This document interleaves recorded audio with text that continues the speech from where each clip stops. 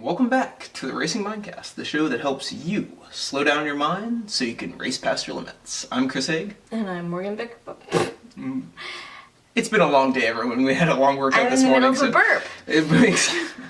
I'm Morgan Bick and Bonk Davies. And today on the Racing Mindcast, we're going to be talking about noise. All the noise. All the noise. And in particular, what prompted this is this will actually be coming out, I believe, around Kona. But anyway, over the past September and October, it's the season of noise, in my opinion, because you have in the endurance world, and specifically in triathlon, but mostly in ultra running, because you've got UTMB, you've got Triple C, you've got Western States, you've got Leadville. In the in the triathlon community, you got 70.3 World Championships. You have Kona. And then you also have Eurobike, which is the big bike industry convention in Europe. No, that's Interbike, which is also right now. So you have Eurobike, which I think was in Germany. Germany this past couple weeks. Way to fulfill all the American stereotypes. And Interbike, which was in Las Vegas for the last year, moves to Reno next year, but it's the big industry bike convention, so all of the new industry, all the industry hard hitters, Cervelo, Canyon, Felt, Garmin, they're releasing their new products. So my Feedly is being streamed with all these new gadgets, all of these race reports. My social media has been flooded about race reports and race pictures and how it's nice to be at World Championships or 3 weeks to Kona, let the training heat up, and all this noise. Yeah, it's like Christmas for triathletes. It's like the Christmas season. Because with like the Christmas season, you also get buy. But you also get all the stress of the holiday season. And the comparisons. Like the comparing, your PRs to other people's PRs. Am I good enough? I'm never going to do well this race. I don't have all the right gear. I'm never going to do well. So everyone's primed, super vulnerable to all that marketing. And, the marketing takes advantage of it. Yeah, there's been a couple times where I've been reaching for my credit card because I really want all the new products. I really don't want to hear that. Yeah, but I've resisted. I've resisted because I keep on telling myself, if I get that, will it really make me a pro cyclist? No, they're toys. Yeah. They're toys that are fun to play with, but what's going to make me faster is sticking to the plan that I'm on. Yeah. But beyond yes, I do want them still. Beyond the gear, though, you have all this noise of other people doing amazing things, setting PRs in races, going to World Championships. I need help, Morgan. How can I turn down the noise? I don't know, because I'm really vulnerable to it too. Even though it's weird because I'm not a triathlete and I still feel it. Like, I know how powerful it is, and I don't feel emotionally equipped to know how to deal with it because it's incredibly well tuned to all of the insecurities of an athlete and just normal people. Like, it's almost as bad as being at the cash register and seeing all the magazines lose that last 5 pounds. With like the Kona underpants run, where it's disgusting. It's like, look at my perfect body as I run down in the most beautiful place in the world, and I'm going to be racing on Saturday. Yeah, it's a bit of a humble brag race. It's a huge ego race. Yeah. It's also to sexify the whole industry. Like, it's it's easy pickings. But I get it. Like, it's, wherever there are eyeballs, marketing will follow. And unfortunately, that brings out, all the insecurities. And I think what might help, just as a general rule, is actually reminding yourself of, the man behind the curtain. Like, that it's not real. That this is being pushed on you for a very economically based reason, rather than because you should have it, because it'll make you faster. Like, it's not geared to you specifically, and the only thing it'll make you do is, focus on all of your imperfections. Like, so realizing that how to improve yourself comes from within rather than from a new gadget or a new toy. Like, yes, those are fun, but I think it's really important to keep those things into context of like, okay, what are they really at the end of the day? They are adult toys. And I don't mean what everyone's thinking. Get your mind out of the gutter, kids. I also think you need to turn off social media if it really starts to affect you. You need to be self-aware enough to know I can't do this. I need, like, for my own self, for my own, mental health, I'm going to tune out, and that's okay. So step one is to remind yourself. All right. So if you're talking about toys, if you're talking about the new Wahoo Kicker and the Wahoo Kicker Climb, or the new Garmin, or the new bike. First off, that's going to make you 1%, 2%, 3% faster. Yeah. Versus being a consistent trend. And there's always going to be something new. Yeah. Technology is always going to be updating. And another company is going to outdo what the other company did before. Yeah. But reminding yourself that what's going to give you the 10, 15, 20% gain, sticking to a consistent program, fueling yourself right, recovering correctly, and you can put yourself on a junk bike and still your fitness will improve. It's your practice. It's the training you need to focus on rather than on what you're using during the training. And I think you can also apply that same thing to when you're looking at race reports and you wish you could be there, you wish you could be racing at that speed. Use it as motivation. I wouldn't use it as motivation. Not as like the carrot. I would say take it back to you. Take it back to, Meaning? I need to go on to my own journey. That's great that Ben Canute was able to do that time, but what can I do to improve? Yeah. Focus on what can I do to improve. Within Focus on my steps. Yeah, within this season rather than on the next 5 years. Like, keep it small. And also realize that you can do that too. Yeah. You are human, he is human, she is human. They are all human.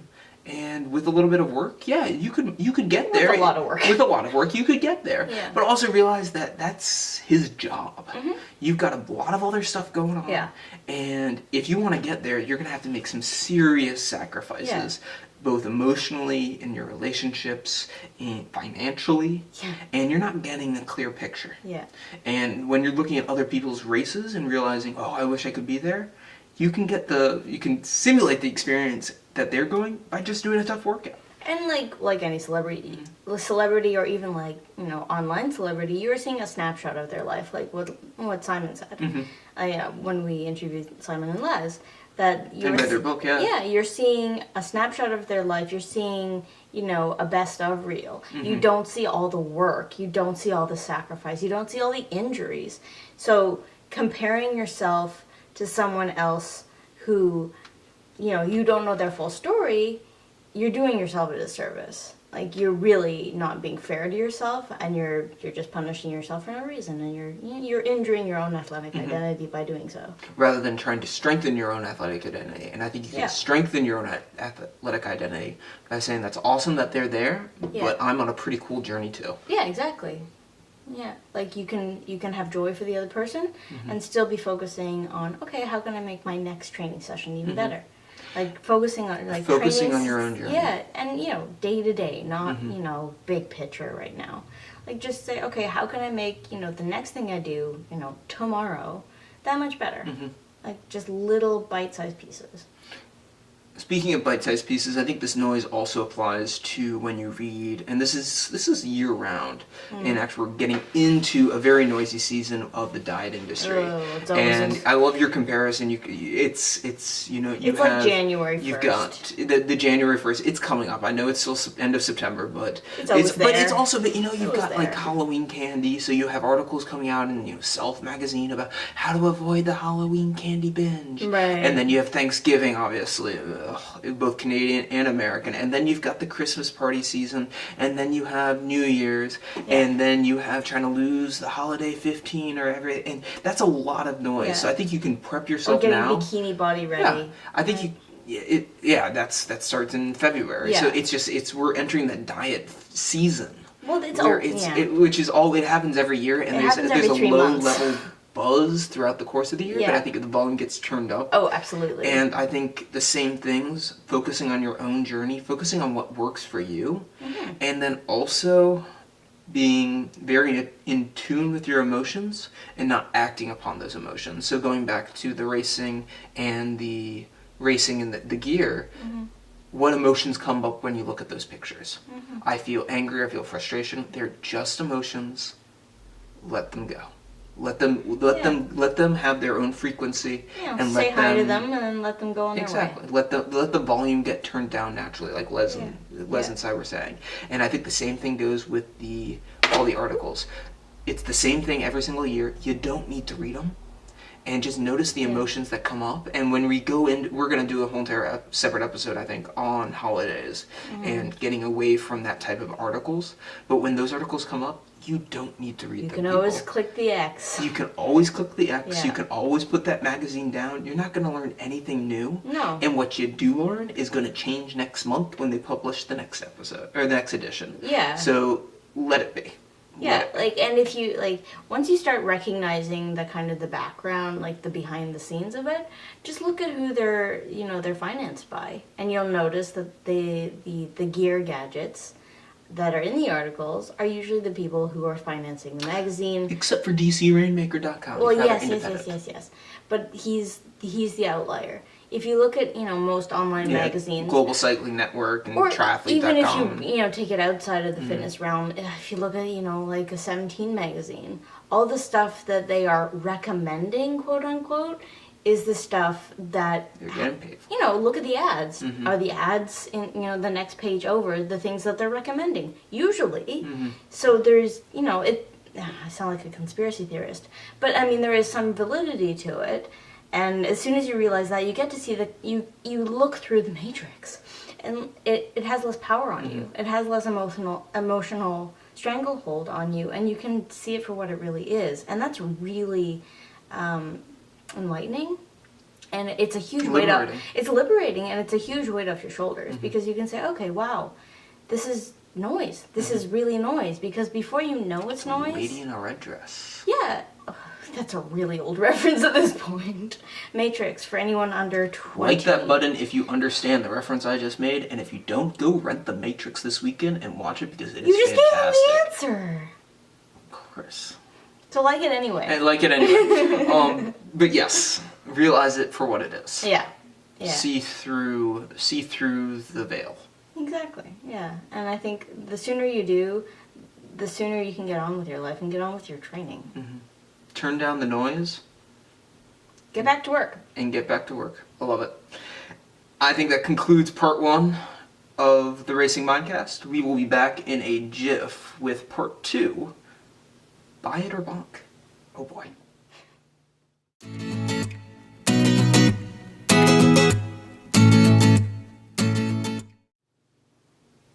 And we're back with Buy it or bonk. Today, what do we have, Morgan? We have the newest flavor of Oh Yeah One bars. And for all of you, this is the key lime pie. Key lime pie? I believe so. Yes, key lime pie flavored protein bar. And because of the very awesome high digital quality of this bar, it looks a little greenish. It looks moldy. And it's not moldy. It's not moldy, but it actually, that's the key lime flavor. So it does look green.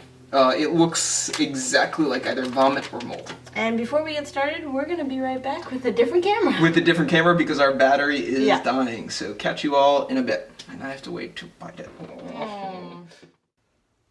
And we're back. So as we were saying before, we are reviewing the Oh Yeah One Key Lime Pie. And for those at you at home, let's get another snapshot here. That green, it's not an old bar. That green is actually the color. Yeah. So it looks exactly like mold. Grayish, and it's covered in some sort of whiteness. So it's got the it still has the white coating that the other ones do. Yeah, or coating, because I think some of them are chocolate. Yeah, but it still has the coating. Yeah, they're all and coated. Because it's green on top, it makes the white even more mold-like. Anyway, while you read out the yeah, so we got a 60-gram bar, 220 calories, 8 grams of fat, 23 grams of carbs, 10 grams of fiber, 1 gram of sugar, 0 sugar alcohols. Oh, no, sorry, it includes 0 added sugar. 10 sugar alcohol, that sounds more like it, and 20 grams of protein. So typical for the Oh Yeah One bars. And it's melting because it's hot up here. So you can see, yeah, It's very. It reminds me of a lime popsicle. The smell. it tastes like a lime popsicle. Here, I've have a never. bite. I've never had key lime pie, so I Have a bite. It's milder than a lime popsicle, but it has the same undertones of a lime popsicle. Otherwise, it's very basic. Texture is pretty decent. I'll give it points for that. Macros are decent, so I'll give it points for that. I don't like the coating. I don't like how it rubs off on your fingers and kind of leaves an oily taste on or oily consistency on your fingers. Not good for on the go. Don't like the color. Yeah. I'm gonna rate it definitely under a Quest bar. Over the Clean Ways by Power Bar. I'm gonna give it a 7.5. Yeah, I think I agree with you. The only downside is the coating for me. Although I'm not really much of a fruit flavored bar person, but it is what it says it is. I'm gonna give it a buy. Bad aftertaste. Petroleum aftertaste. Definitely has that protein bar aftertaste. No, it has like a ammonia aftertaste. Not good on get that. Okay, your rating 5. I'm gonna give it a buy. Bonk. We got one buy and we got one bonk. It tastes like chemicals. Chemicals. Yes, Homer. Well, it fits in with the nuclear radiation plant with that green. Anyway. Nope. I give it a buy, give it a bonk. Nope. If you have suggestions, let us know in the comment section below. But try it out, especially if you like key lime pie. Or you can take Morgan's warning and not get it. Anyway, we will be back momentarily with part 3 of the Racing Mindcast. Year of Fear. Sweet deal.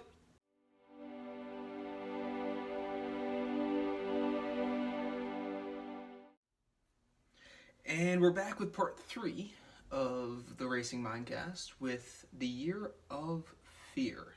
And we are recording in the future, so we haven't done the previous week's fears yet, so we can't really talk about those, but you can definitely read about them on braveheartcanada.com. Eventually, yeah.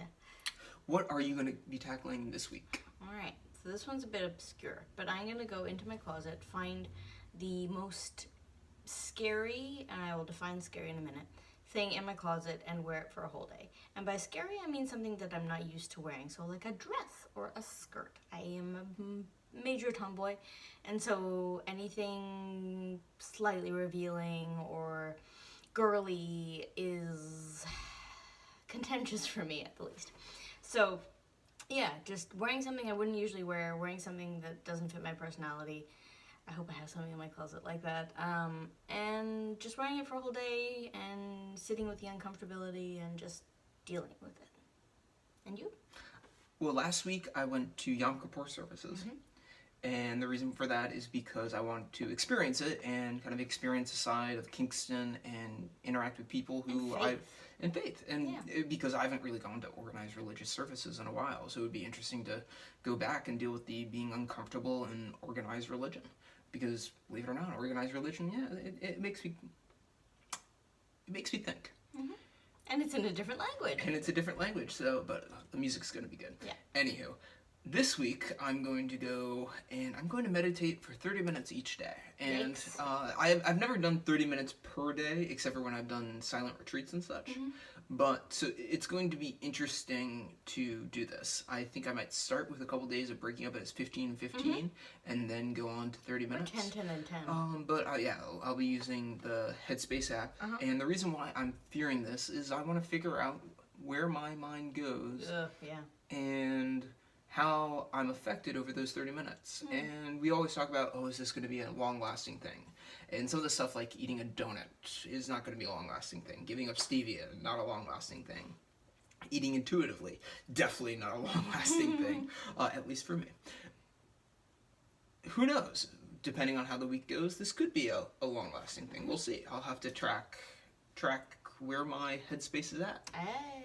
Yeah, interesting plug. They're not sponsors, by the way, but I highly recommend their app. It's awesome. Anywho, that's my fear. If you want to check out how it goes, see pics, and get the overall project idea and summary, go to braveheartcanada.com, check it out. If you want tips on calming the noise for the year, you can find a blog post on that. If you have dreams as well, that you feel all the noise out there is getting in your way, definitely hit us up. Yeah, More than happy to help. sometimes other people can get in your way. Yeah. And that's just an obstacle that we can help you deal with because we've dealt with it ourselves. We've done a fair share of obstacles. Yes. All right. I think that wraps it up for this week. Thank you very much for listening. Thank you very much for watching. Hit the like button, hit the subscribe button, and until next time, don't forget to breathe.